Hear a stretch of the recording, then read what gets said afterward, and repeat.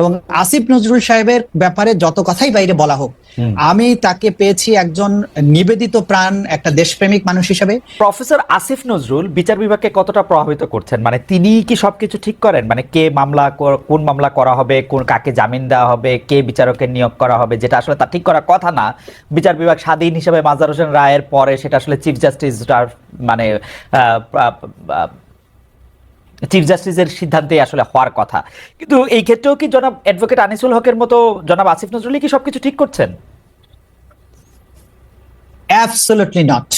আসিফ নজরুল সাহেবকে আমি কাছ থেকে দেখছি, তিনি আমি যে বিভাগে কাজ করি তারই দায়িত্বপ্রাপ্ত মন্ত্রী। আমার কোনো একটা সামান্যতম কাজেও তিনি কখনোই ইন্টারফেয়ার করেন এবং বলেছেন যে আপনি যখন যেখানে যেটা করা আইনসঙ্গত মনে করবেন, ভালো করবেন, সেটা আপনি করবেন।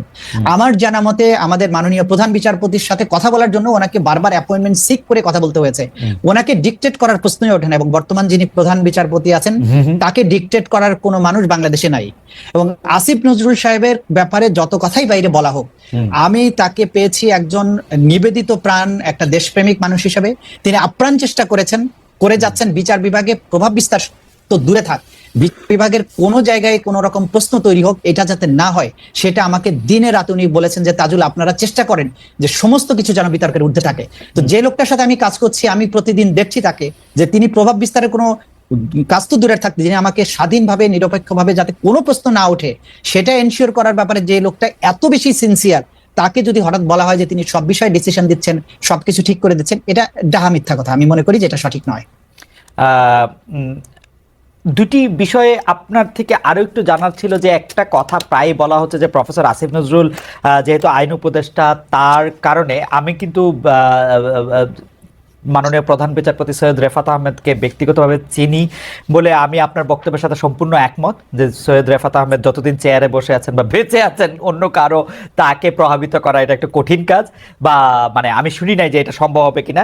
যাই হোক, কিন্তু দুটি বিষয়, যে বিডিআর মানে পিলখানা হত্যা তদন্ত যে কমিশন করার কথা ছিল সেই কমিশন বাতিল করা, তারপরে হচ্ছে যে আরো বেশ কিছু নিয়োগ এবং অন্যান্য ক্ষেত্রে যে মাননীয় আইন উপদেষ্টার প্রভাব বিস্তার করার কথা আসছে, সেটি আপনি বলছেন যে সেটি আসলে একেবারেই সত্যি না। আমরা এই প্রসঙ্গে আমি একটু বিডিআর বা পিলখানা হত্যা নিয়ে আপনার বক্তব্যটা আরেকটু বেশি করে শুনতে চাইবো, যে এটাকে আসলে কমিশন করা দরকার ছিল, থাকলে এটা কিসের জন্য কমিশন, এটা আমরা এবার একটু শুনবো। আমরা আসছি আপনার কাছে, আমরা একটু ব্যারিস্টার রাসনাইম আমার কাছে যাই। আর তার আগে দর্শকদের কাছে আমরা জানতে চেয়েছিলাম যে 3 মাস আত্মগোপনে থাকার পর দেশ ত্যাগ করেছেন জনাব ওবায়দুল কাদের, তাকে ধরতে না পারা আইন শৃঙ্খলা রক্ষাকারী বাহিনীর ব্যর্থতা বলে মনে করেন কিনা? শতকরা 93% দর্শক মনে করেন যে এটা আইন শৃঙ্খলা রক্ষাকারী বাহিনীর ব্যর্থতা, শতকরা 7% মনে করেন যে না, এটা ব্যর্থতা না। অনেক দর্শক, 1,54,000 দর্শক ভোট দিয়েছেন আমাদের এখনকার পর্যন্ত সর্বোচ্চ ভোটাভুটি, এবং সর্বোচ্চ ভোটাভুটির মধ্যে 93% দর্শক মনে করছেন যে এইটা